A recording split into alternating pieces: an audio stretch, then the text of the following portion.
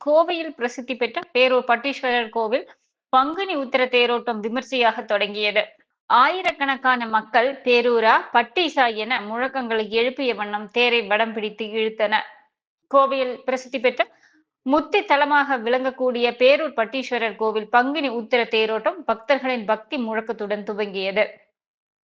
நேற்றைய தினம் இரவு பட்டீஸ்வரர் திருக்கல்யாண உற்சவம் முடிந்ததை அடுத்து அலங்கரிக்கப்பட்ட தேரில் பட்டீஸ்வரர், பச்சை நாயகி அம்மன், விநாயகர், சுப்பிரமணியர், சண்டிகேஸ்வரர் உள்ளிட்டோர் தனித்தனியே தேரில் எழுந்தருளினர்.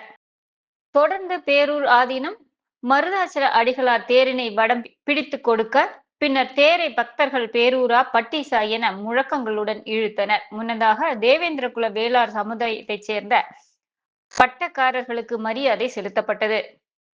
இந்த தேரோட்டமானது சிறுவாணி சாலை மற்றும் கோவிலின் மேற்கு, தெற்கு, வடக்கு ரத வீதிகள் வழியாக சென்று மீண்டும் தேர்நிலை திடலை அடையும்.